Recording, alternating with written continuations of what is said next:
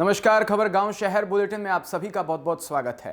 मैं आपके साथ हर्ष चौधरी और आइए बुलेटिन देखते हैं खबर गांव से लेकर शहर तक की हर एक बड़ी खबर फटाफट अंदाज में। ओमिक्रॉन से प्रभावित तीसरी लहर इस समय पूरे देश में कोहराम मचा रही है। हालांकि अब तक छोटे शहरों या गांवों में कम ही पहुंची, लेकिन आने वाले कुछ समय में अब यह गांवों में भी पहुंच सकती है।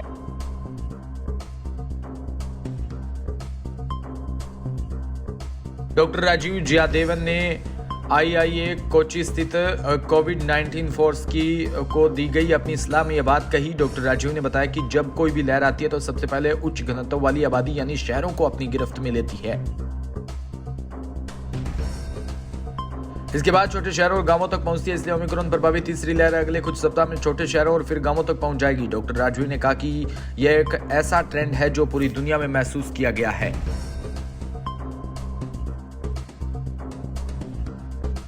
जब उनसे पूछा गया कि ये ओमिक्रॉन दूसरे वेरिएंट के रूप में बदल सकता है या सर्दी जुकाम के रूप में हमेशा बना रहेगा, इस पर डॉक्टर राजीव ने कहा कि अगर हम पिछले 2 साल की महामारी के इतिहास को देख लें तो कोई भी वेरिएंट ज्यादा समय तक प्रभावी नहीं रह सका।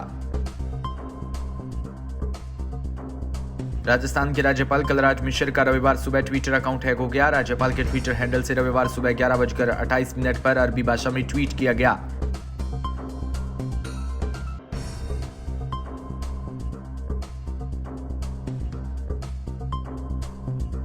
साइबर पुलिस और जयपुर पुलिस कमिश्नरेट समेत पूरा प्रशासन हरकत में आ गया। साइबर एक्सपर्ट्स ट्विटर अकाउंट को हैक कर से वापस रिकवर करने की कोशिश में जुटे।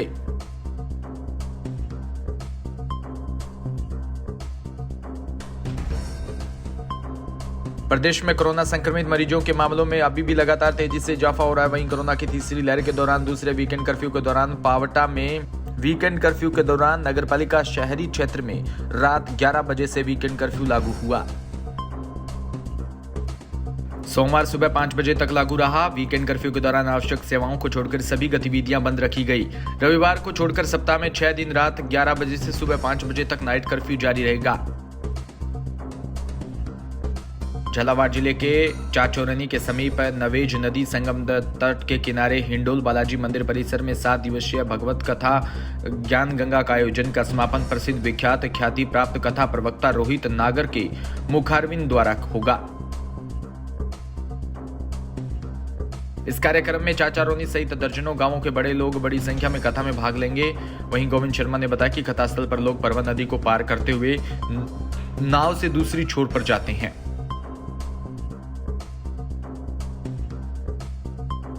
इसमें बड़ी संख्या में दर्जनों गांवों के लोग ट्रैक्टर, ट्रॉली, बाइक व पैदल कथा सुनने के लिए पहुंचे। वहीं आज कथा का विधिवत आयोजन का समापन किया। कथा आयोजन संपन्न होने के बाद पूर्ण आहुति व महाप्रसादी वितरण की।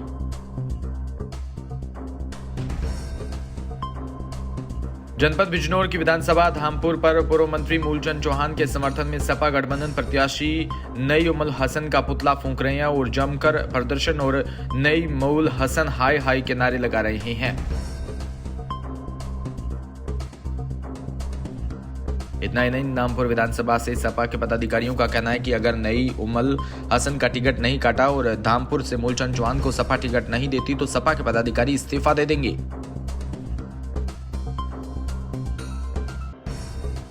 लगातार जनता मूलचंद चौहान के टिकट की मांग कर रही है। जनता का कहना है कि धामपुर विधानसभा की सपा गठबंधन से नई मऊल हसन को पार्टी से टिकट देकर भाजपा का काम आसान कर दिया। झांसी के मोरानीपुर तहसील के दलाल ने वकील बताकर मृत्यु प्रमाण पत्र बनवाने के नाम पर नवयुवक से 11,000 रुपए हड़प लिए। जानकारी के अनुसार सूरज अहिरवार पुत्र धर्मा अहिरवार निवासी गांव खेरा गांव तहसील जिला छतरपुर ने कोतवाली मोरानीपुर पुलिस को प्रार्थना पत्र में बताया। वहीं दिल्ली से खबर, अगर आप इलेक्ट्रॉनिक गाड़ी खरीदने का प्लान बना रहे हैं तो आप ये बेहद अच्छी खबर है। आमतौर पर इलेक्ट्रॉनिक गाड़ियां थोड़ी महंगी होती है।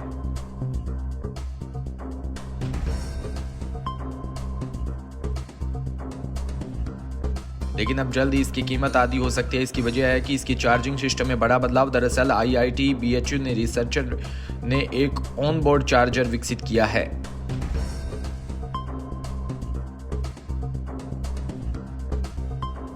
ये चार्जर सीधे गाड़ियों में फिट किया जा सकता है, यानी बाहर किसी चार्जिंग स्टेशन पर जाने की झंझट ही खत्म हो जाएगी। एक्सपर्ट के मुताबिक नई तकनीक से इलेक्ट्रॉनिक गाड़ियों की कीमतें आधी हो जाएगी।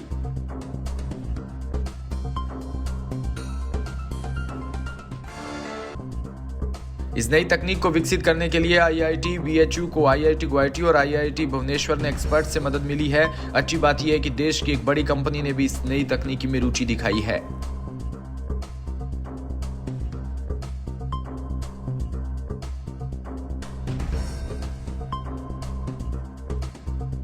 उत्तर प्रदेश विधानसभा चुनाव में दल बदल का दौर जारी है। इस बीच आगरा की फतेहाबाद विधानसभा सीट से विधायक जितेंद्र वर्मा कमल का साथ छोड़कर साइकिल पर सवार हो गए।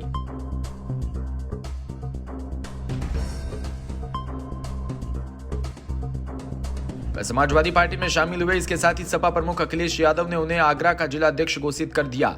भाजपा के जिला अध्यक्ष गिरिराज सिंह कुशवाहा ने कहा,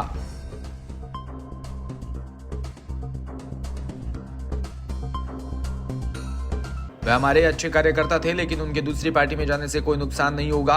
हमारे पास निषाद समाज के तमाम दमदार कार्यकर्ता है।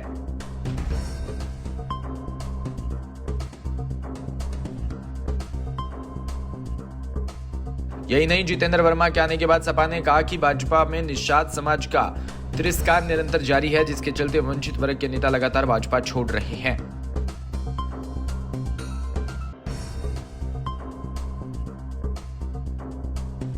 यूपी के पूर्व मुख्यमंत्री अखिलेश यादव ने जो उनको जिला अध्यक्ष बताया। पिछड़े दलितों का इनकलाब होगा, 22 में बदलाव होगा। बता दें कि इस साल 2008 से 2014 तक जितेंद्र वर्मा सपा के जिला अध्यक्ष रहे थे।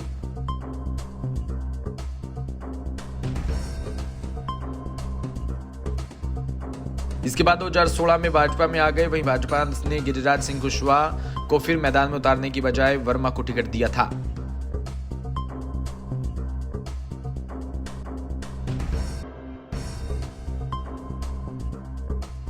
हरीश रावत चुनाव लड़ेंगे। यही नहीं, समर्थकों ने हरदा के लिए विधानसभा क्षेत्र का भी चुनाव कर लिया और सोशल मीडिया में प्रचार भी शुरू कर दिया।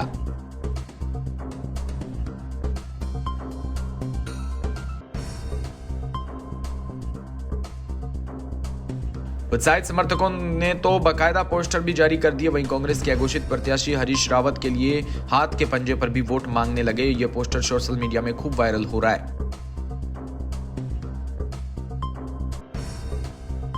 बता दें कि हरीश रावत अगर रामनगर से ही विधानसभा चुनाव लड़ते हैं तो उन्हें नगरपालिका चेयरमैन हाजी अकरम और दलित नेता किशोरी लाल को मनाना होगा।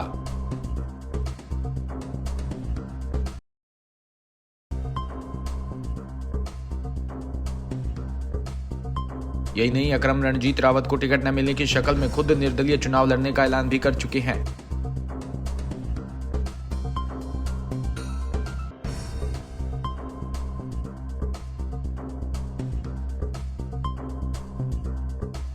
नामांकन पत्र खरीदकर अपने कागज तैयार करने में जुटे, जबकि किशोरी लाल को दलित समुदाय का नेता माना जाता है। किशोरी लाल के खड़े होने की स्थिति में कांग्रेस को मिलने वाला दलित वोट कुछ हद तक काम हो सकता है। फिलहाल इस बुलेटिन में इतना ही और तमाम खबरों के लिए आप जुड़े रहिए हमारे साथ। नमस्कार।